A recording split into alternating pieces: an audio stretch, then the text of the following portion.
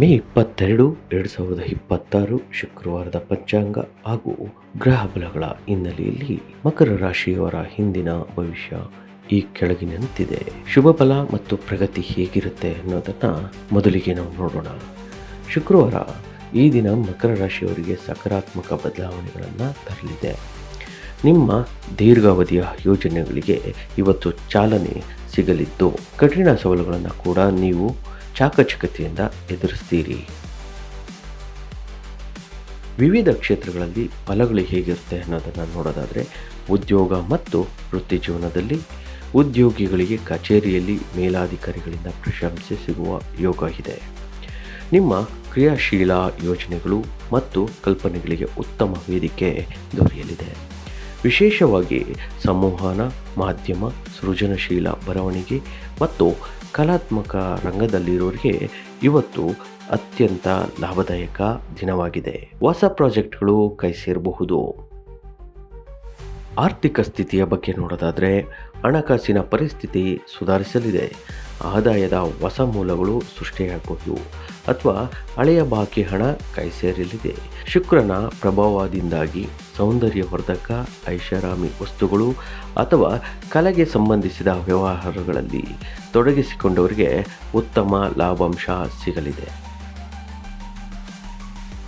ಕುಟುಂಬ ಮತ್ತು ಪ್ರೀತಿಯ ಬಗ್ಗೆ ನೋಡೋದಾದರೆ, ಮನೆಯಲ್ಲಿ ಸಂತೋಷದ ವಾತಾವರಣ ಇರಲಿದೆ.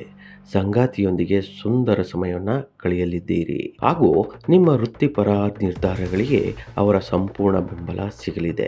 ಆಪ್ತ ಸ್ನೇಹಿತರಿಂದ ಅಥವಾ ಒಡ ಹುಟ್ಟಿದವರಿಂದ ಶುಭ ಸಮಾಚಾರವನ್ನು ನಿರೀಕ್ಷಿಸಬಹುದು. ಇನ್ನು ಆರೋಗ್ಯದ ಕಡೆ ಬರೋದಾದರೆ, ಆರೋಗ್ಯದಲ್ಲಿ ಸ್ಥಿರತೆ ಇರಲಿದೆ. ಆದಾಗ್ಯೂ ಸತತ ಕೆಲಸದ ನಡುವೆ ಕಣ್ಣುಗಳು ಆಯಾಸ ಮತ್ತು ಬೆನ್ನು ನೋವಿನ ಬಗ್ಗೆ ನಿರ್ಲಕ್ಷ್ಯ ಬೇಡ.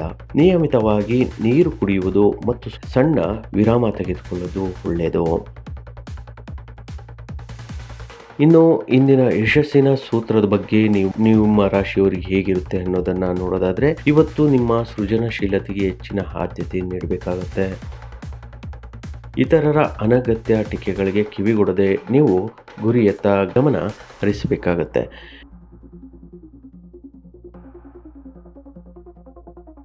ಇನ್ನು ಅದೃಷ್ಟದ ಬಣ್ಣ ಬಿಳಿ ಅಥವಾ ರೇಷ್ಮೆ ಕಪ್ಪು.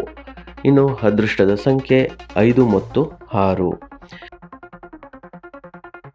ಇನ್ನು ಇವತ್ತಿನ ಪರಿಹಾರದ ಬಗ್ಗೆ ನೋಡೋದಾದರೆ, ಇವತ್ತು ಶುಕ್ರವಾರ ಆಗಿರೋದ್ರಿಂದ ಲಕ್ಷ್ಮೀ ದೇವಿಯ ಆರಾಧನೆ ಮಾಡಿ ಅಥವಾ ಕನಕದಾರ ಸ್ತೋತ್ರ ಪಠಿಸೋದ್ರಿಂದ ಆರ್ಥಿಕ ಅಡೆತಡೆಗಳು ದೂರವಾಗಿ ದಿನದ ಕಾರ್ಯಗಳಲ್ಲಿ ಯಶಸ್ಸು ಸಿಗಲಿದೆ. ವೀಕ್ಷಕರೇ, ನಮ್ಮ ಇವತ್ತಿನ ರಾಶಿ ಭವಿಷ್ಯದ ಬಗ್ಗೆ ತಿಳಿದುಕೊಂಡ್ರೆ ನೀವು ಈ ಕೂಡಲೇ ನಮ್ಮ ಚಾನಲನ್ನು ಸಬ್ಸ್ಕ್ರೈಬ್ ಆಗಿಲ್ಲ ಅಂದರೆ ಈ ಕೂಡಲೇ ನಮ್ಮ ಚತುರ ಯೂಟ್ಯೂಬ್ ಚಾನಲನ್ನು ಸಬ್ಸ್ಕ್ರೈಬ್ ಮಾಡ್ಕೊಳ್ಳಿ. ನಾಳೆ ಮತ್ತೊಂದು ರಾಶಿ ಭವಿಷ್ಯದಲ್ಲಿ ನಿಮ್ಮ ರಾಶಿಯ ಬಗ್ಗೆ ಹೇಳ್ತಾ ಹೋಗ್ತೀವಿ. ಅಲ್ಲಿವರೆಗೂ take care and good bye.